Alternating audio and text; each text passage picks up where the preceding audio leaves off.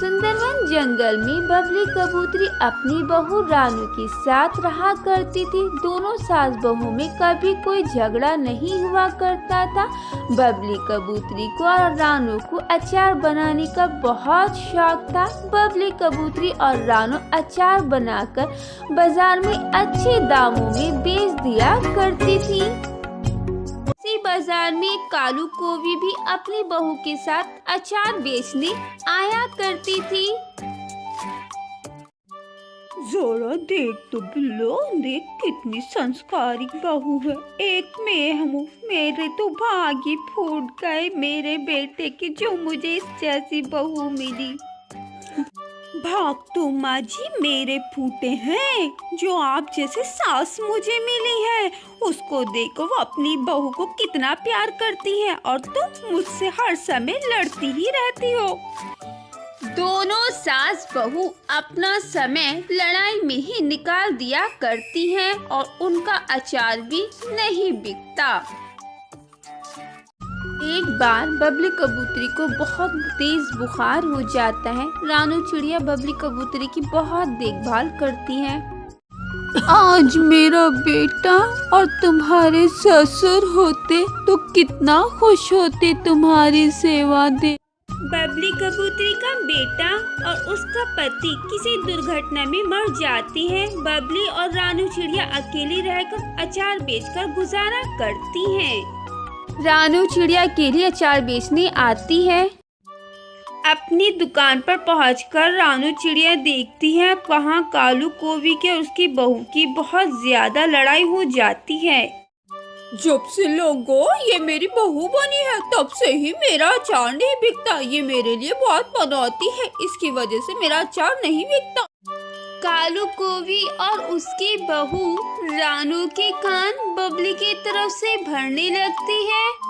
रानू बहू, तुम्हारी सास बबली कहाँ है? वो अचार बेचने नहीं आ रही। रानू चिड़िया बोलती है, कालू मौसी माँ जी की कुछ दिनों से तबीयत ठीक नहीं है, इसलिए वो अचार बेचने नहीं आई।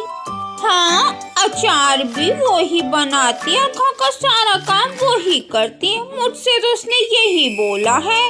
और माँ जी के साथ तो अचार मैं भी बनाती हूँ। अब मैं इस उम्र में झूठ थोड़ी बोलूंगी।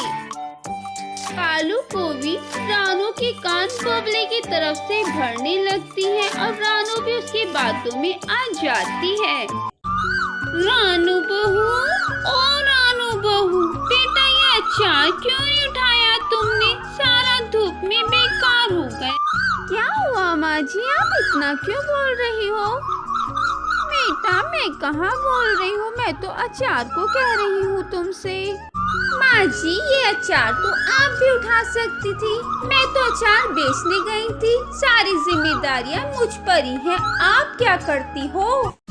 रानू चिड़िया कालू कौवी की बातों में इतना आ जाती कि वो बबली की कोई बात नहीं सुनती और ना ही उसका कोई काम करती है। एक दिन रानू चिड़िया का और बबली का किसी बात पर झगड़ा इतना बढ़ जाता है कि दोनों अचार बेचना अलग शुरू कर देती। बबली कबूतरी अचार बेचना अलग शुरू कर देती है और उसका अचार पहले से भी ज्यादा अच्छा बिकने लगता है। दिन ऐसे ही गुजरते जाते हैं। रानू चिड़िया अपना अलग अचार बेचती है, लेकिन उसका अचार पहले की तरह नहीं बिकता। अचार ले लो, अचार ले लो, ताजा ताजा अचार। मेरा तो आज भी अचार नहीं बिका। लगता है सासू माँ ने ही कुछ किया है, क्योंकि उन्हें कहाँ पसंद है कि मेरा। रानू चिड़िया का आज भी अचार नहीं बिकता और वो ये दोष भी अपनी सास को ही देती है। रानू चिड़िया उल्टा सीधा अपनी सास को बोलती जा रही थी। उसका ध्यान सामने से आते हुए पेड़ पर भी नहीं पड़ता और वो उस पेड़ से टकरा जाती है। पेड़ पर चोट लगने की वजह से रानू चिड़िया को 3 दिन तक होश नहीं आता। बबली कबूतरी उसके लिए बहुत परेशान होती है। बबली को रोता देख रानू की आँख खुल जाती। माँ मुझे माफ कर दो, माँ मुझे माफ कर दो। रानू चिड़िया बबली से अपने बर्ताव की माफी मांगती है और बबली भी उसे माफ कर देती है। अब दोनों के बीच फिर से पहले जैसा ठीक हो जाता है।